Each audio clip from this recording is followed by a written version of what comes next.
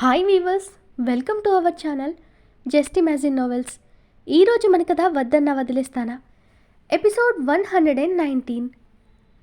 Daddy చెప్పాడు, నువ్వు ఏం చేస్తే ఎలా ఆలోచిస్తే చెల్లి అలాగే ఉంటుందంట. సో నువ్వు ఇకపై కూల్గా నవ్వుతూ హ్యాపీగా ఉండాలి. డాడీ లేనప్పుడు నేనే కేర్ చేయాలంట అని వాడు ముద్దుగా చెప్తుంటే శివాని నవ్వుతూ, ఎవరు చెప్పారంట ఈ మాటలన్నీ అంటూ బన్నీ ముక్కులాగింది.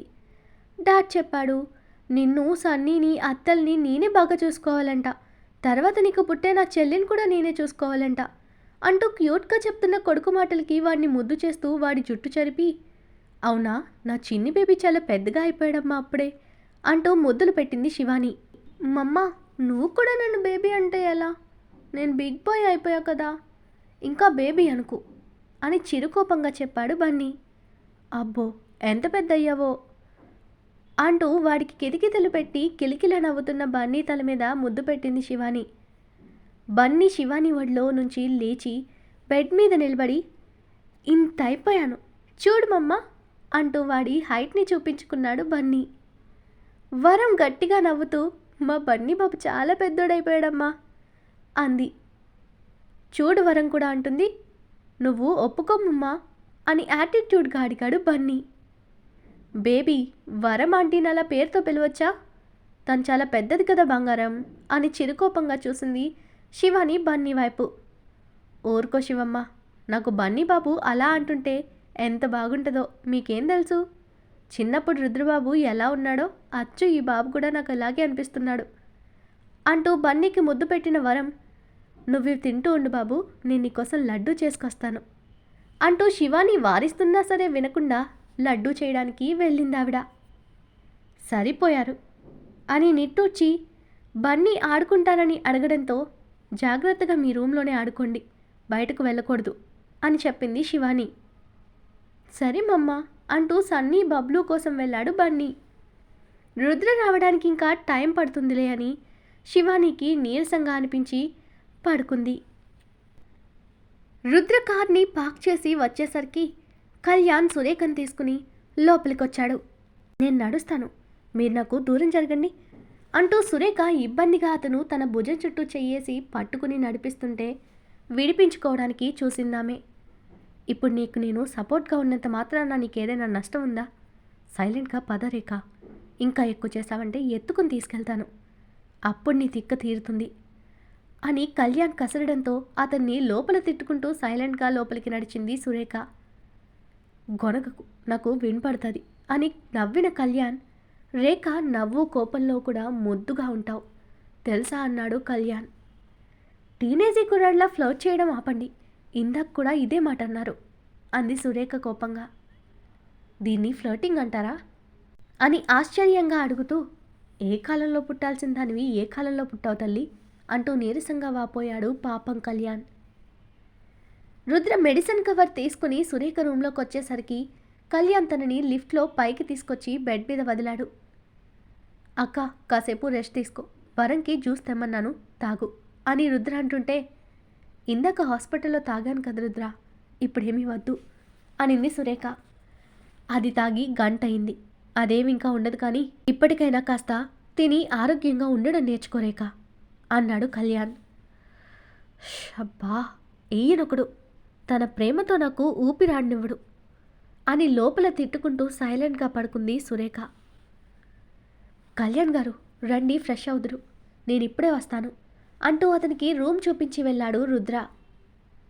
కళ్యాణ్ రూమ్లోకి వెళ్ళాక రుద్ర పిల్లల అరుపులు విని కిడ్స్ రూమ్కి వెళ్ళాడు. అక్కడ బన్నీ కళ్ళకు గంతలు కట్టుకుని సన్నీ బబ్లూలని పట్టుకోవడానికి అటూ ఇటూ చేత్తో తడుముతూ వాళ్ళని ట్రేస్ చేస్తున్నాడు. రుద్ర వాళ్ళని చూసి నవ్వుతూ బన్నీనెత్తుకుని ముద్దు పెడుతూ, చాలా అలసిపోయారు కానీ ఐస్ క్రీమ్ తెచ్చాను తిందుర్రండి అంటూ మిగిలిన ఇద్దరికి కూడా చెప్పాడు రుద్ర.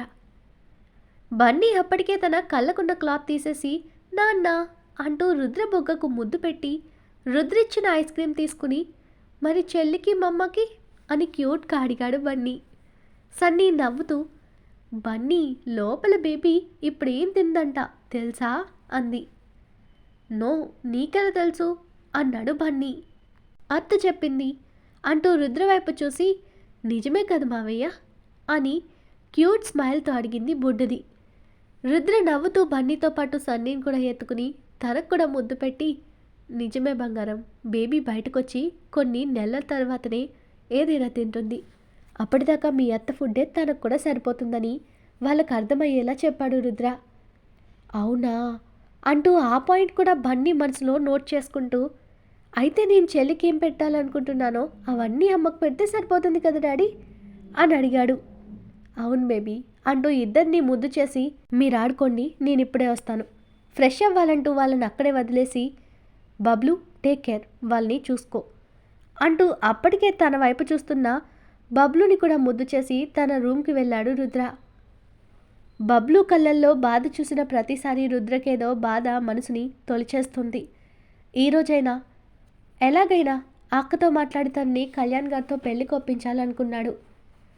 రూమ్లోకి రాగానే నిద్రపోతున్న శివానీని చూడగానే అప్పటిదాకా తన మనసులో ఉన్న చిరాకు మొత్తం పోయి ప్లెజెంట్గా మారిపోయాడు రుద్ర. ఆమె దగ్గరకు వెళ్ళి పక్కన కూర్చుని తన నుదుటిని ముద్దు పెట్టుకుంటూ శివానీ పొట్ట మీద మెల్లగా చేత్తో రాశాడు రుద్ర. రుద్ర పెదాల స్పర్శకు శివానీ కళ్ళు తెరిచి, వచ్చేసావా రుద్ర అంది స్లీపీ వాయిస్తో. వచ్చాలే కానీ పడుకో, నేను స్నానం చేసొస్తానని వాష్రూమ్కి వెళ్ళిపోయాడు రుద్ర. అతను వచ్చేసరికి శివానీ లేచి అతని కోసం నైట్ డ్రెస్ తీసి బెడ్ మీద పెట్టింది. నువ్వు రెస్ట్ తీసుకోవే, ఇవన్నీ నేను చూసుకుంటాను కదా అన్నాడు తల తుడుచుకుంటూ వచ్చిన రుద్ర. ఇదేమీ పెద్ద పని కాదులే రుద్ర, ఇలారా నేను తుడుస్తాను అంటూ తన పక్కన కూర్చోబెట్టుకుని రుద్ర తలని తుడిచింది శివాని. ఏమైంది రుద్ర, నీ ఫేస్ అలా డల్గా ఉంది అంటూ రుద్ర మొహాన్ని తన చేతుల్లోకి తీసుకుంది శివాని. రుద్ర హాస్పిటల్లో జరిగింది శివానీకి చెప్తూ, అక్కను అలా వదిలేసినందుకు చాలా గిల్టీగా ఉంది అంటూ ఆమె భుజం పైన వాలాడు. అతని నుదుటి మీద ముద్దు పెట్టుకుంటూ, నువ్వేం కావాలని చేయలేదు కదా, వదినికి సడన్గా అలా అయిపోయిందంతే, దానికి నువ్వేం చేస్తావు, కళ్యాణ్ అన్నయ్య టైంకి వస్తాడు సరిపోయింది. అన్నయ్య అన్నదానికి ఫీల్ అవుతున్నావా రుద్ర అని డౌట్గా అడిగింది శివాని. లేదే, నాకే గిల్టీగా అనిపించింది అంటున్న రుద్రని హత్తుకుని, అది జరిగిపోయింది కదా వదిలేయక, నీకోసం కాఫీ తీసుకురానా అని అడిగింది శివాని. నువ్వెక్కువసార్లు తిరగకు, నేను కిందకెళ్ళి తాగుతాలే, నువ్వు పడుకో అంటూ శివాని వదిలి పైకి లేచాడు రుద్ర. నాకిప్పుడే నిద్ర రావడం లేదులే, వదినేం చేస్తుందంటూ రుద్రకి నైట్ ట్రాక్ ఇచ్చింది శివాని. అక్క పడుకుంటానంది అంటూ డ్రెస్అప్ పై కళ్యాణ్ గారేదో మాట్లాడాలన్నారు, వెళ్ళొస్తాను, కింద వరం ఉందిగా, తనని అడిగి కాఫీ తాగుతాలే, నువ్విక్కడే ఉండు అన్నాడు రుద్ర. నేను పిల్లల దగ్గరికి వెళ్తున్నాను అంటూ కిడ్స్ రూమ్కి వెళ్ళిపోయింది శివాని. రుద్ర కళ్యాణ్కి ఫోన్ చేసి గార్డెన్లోకి రమ్మని, కిందకు వెళ్ళి వరాన్ని కాఫీ ఇవ్వమని చెప్పాడు. కళ్యాణ్ని ఆ ఇంట్లో కొత్తగా చూస్తున్న రెజీనా మనసులో, ఎవరితను, ఈ ఇంటికి తనకి ఏంటి సంబంధం అనుకుంటూ ఎవరిని అడగాలా అని కాచుకునున్న రెజీనాని చూసి, ఏ మిడిగుడ్లు అని పిలిచింది వరం. ఉలిక్కిపడిన ఆమె వైపు చూసిన రెజీనా ఉక్రోషంగా, నా పేరు రెజీనా, మిడిగుడ్లు గాడిద గుడ్లు కాదు అని విసురుగా సమాధానమిచ్చింది. నువ్వు మనుషుల్ని మిడిగుడ్లేసుకుని చూస్తున్నావు కాబట్టే నీకు ఆ పేరు పెట్టాను, కానీ ఇక్కడికి వచ్చి నాకు వంటలో సాయం చెయ్యి, నేను రుద్రబాబుకు కాఫీ ఇచ్చేసి రావాలి, అలాగే ఈ లడ్డూలు తొందరగా చేయాలి మా బన్నీ బాబు కోసం అంది వరం. ఆవిడ్ని పైకి ఏమనలేక లోపల కోపంగా పళ్ళు నూరుతూ, అలాగే వస్తున్నా అని కిచెన్లోకి వెళ్ళింది రెజీనా. కాఫీ కలుపుతున్న వరాన్ని చూస్తూ, ఇందాక సురేఖ మేడంతో వచ్చిన అతనెవరు, ఆవిడ హస్బెండ్నా అని ఆరాలు తీసింది రెజీనా. నువ్వు పని మనిషివి, ఈ ఇంటికి వచ్చిన వాళ్ళ గురించి నీకెందుకు అంటూ డౌట్గా చూసింది వరం. రెజీనా తడబడి, అబ్బే నాకేం అవసరం లేదు, ఆయన కొత్తగా కనిపిస్తుంటే అడిగానంటూ కవర్ చేసుకుంది. నువ్వొచ్చిందే 2 రోజుల కిందట, మళ్ళీ కొత్తగా ఆయన ఎవరంట, ఆయన ఎవరో నాకు కూడా తెలీదు అని వెటకారంగా అంది వరం. రెజీనా మనసులో అసహనంగా, ఈ ముసలిదానికి నోరేసుకుని నా మీద పడిపోవడం తప్ప ఇంకేమీ తెలియదు అనుకుంటా అని అసహనంగా ఫీల్ అవుతూ వరం చెప్పిన పని చేయడం మొదలుపెట్టింది. వరం కాఫీలు తీసుకుని కళ్యాణ్ వాళ్ళకి ఇచ్చేసొచ్చింది. మెట్ల మీద స్టైల్గా నిలబడున్న బన్నీ, వరం నా లడ్డూ రెడీనా అని అడిగాడు. అయ్యో ఇంకా కాలేచ్చింది తండ్రి, ఇంకొక 10 నిమిషాలు బంగారం, అయిపోయింది అని నవ్వుతూ రిక్వెస్ట్ చేసి గబగబా కిచెన్లోకి వెళ్ళింది వరం. కరెక్ట్గా 10 మినిట్స్లో రావాలని ఆర్డర్ వేసి మళ్ళీ ఆడుకోవడానికి వెళ్ళిపోయాడు బన్నీ. బన్నీ లడ్డూ కోసం ఆ ఆత్రం వాడు తినడానికి కాదు, తన చెల్లికి తినిపించాలని, అంటే శివానికి పెట్టడం కోసం. తండ్రి చెప్పాడుగా, తల్లి తింటే బేబీ తిన్నట్టేనని. అది వాడి మైండ్లో ఫిక్స్ చేసుకున్నాడు. గార్డెన్లోకి వచ్చిన కళ్యాణ్ రుద్రతో పాటు కాఫీ తాగుతూ, రేఖను ఎలాగైనా మా పెళ్లి కొప్పించే బాధ్యత నీదే రుద్ర. నేనెంతగా తనకి నచ్చజెప్తున్నా ఇంకా ఏదో భయంతో వెనకడుగేస్తుంది. ఇంకా లేట్ చేయడం నాకు ఇష్టం లేదు. నీకు కూడా నా మీద ఏమైనా డౌట్లుంటే అడగొచ్చు, చెప్తాను. ఇప్పుడే అన్నీ క్లియర్ చేసుకుందామని సూటిగా చెప్పాడు కళ్యాణ్. రుద్ర నవ్వుతూ, నా మనసులో కూడా అక్కకేదో విధంగా నచ్చజెప్పి మీ ఇద్దరికి వీలైనంత తొందరగా పెళ్లి చేయాలనుంది కళ్యాణ్ గారు. ఈరోజు లేదా రేపు అక్కని మంచి మూడ్లో చూసి మాట్లాడి ఒప్పిస్తానన్నాడు రుద్ర. కళ్యాణ్ తలూపి, నువ్వు మాట చెప్పావంటే అది చేసి తీరుతావు. నీ మీద నాకు నమ్మకం ఉంది రుద్ర. అలాగే నేను ఇంకొక పని కూడా చెయ్యాలనుకుంటున్నాను. దానికి నీ సలహా కావాలన్నాడు కళ్యాణ్. ఏంటో అడగండి అన్నాడు రుద్ర. నా ప్రాపర్టీలో 50% షేర్ సన్నీ బబ్లు పేరు మీద రాసి వాళ్ళకి సురేఖని గార్డియన్గా చేర్చాలనుకుంటున్నాను. దానికి నీకేం అభ్యంతరం లేదు కదా రుద్ర అని అడిగాడు కళ్యాణ్. రుద్ర కళ్యాణ్ వైపు షాకింగ్గా చూస్తూ, అదేంటి మీ ప్రాపర్టీ వాళ్ళ పేరు మీద రాయడం అని అయోమయంగా అడిగాడు. తప్పేముంది రుద్ర, వాళ్ళకి నా ఇంటి పేరుతో పాటు నా ప్రాపర్టీ కూడా ఇవ్వడం తండ్రిగా నా బాధ్యత. వాళ్ళకి ఫ్యూచర్లో ఉపయోగపడుతుంది. వాళ్ళనెవ్వరూ ఏ విషయంలోనూ తక్కువ చేసి చూడకుండా ఉంటారు. ఫ్యూచర్లో ఎవరు ఎలా మారుతారో ఎవరికి తెలుసు అన్నాడు కళ్యాణ్. రుద్ర చిన్న స్మైల్ ఇచ్చి, ఆల్రెడీ మా ప్రాపర్టీలో స్నేహకి ఎంత వాటా ఉందో వాళ్ళకు కూడా అంతే ఉందన్నాడు. మీ ఫ్యామిలీ గురించి నాకు తెలుసు రుద్ర. నువ్వెప్పుడు వాళ్ళకి ఏ విషయంలోనూ లోటు చేయవని ఈ కొద్ది రోజుల్లోనే నాకు అర్థమైంది. వాళ్ళ లైఫ్కి అన్నీ సమకూర్చే ఉంటావని కూడా అంచనా వేశాను. తండ్రిగా ఇది నా బాధ్యత కూడా కదా అని సూటిగా స్థిరంగా అడిగాడు కళ్యాణ్.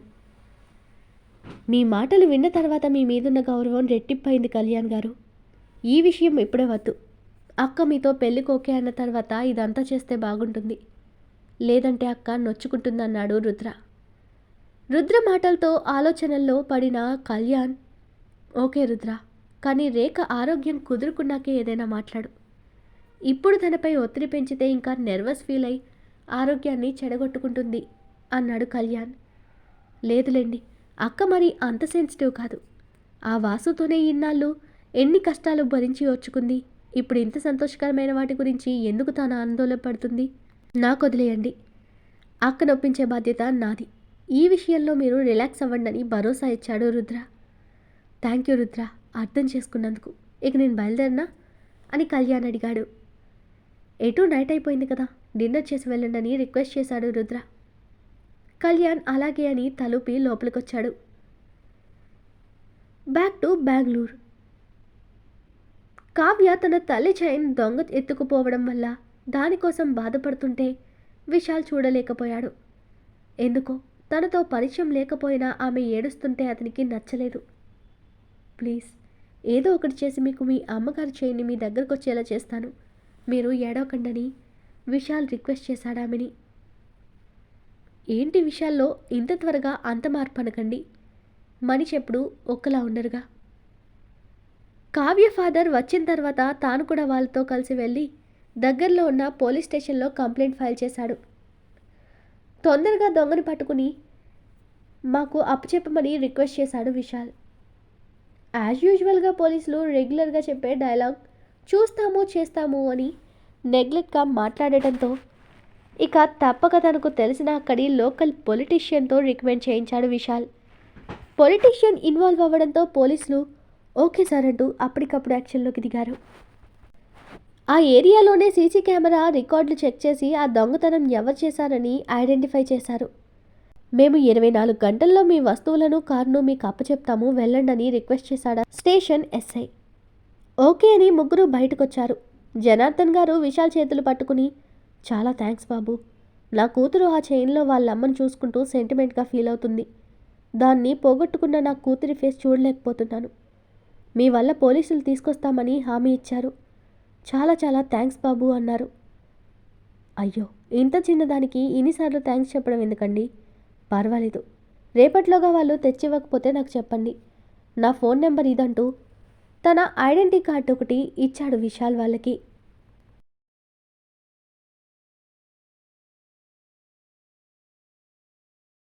ఈరోజు మన కథ ఇక్కడితో కంప్లీట్ అయింది.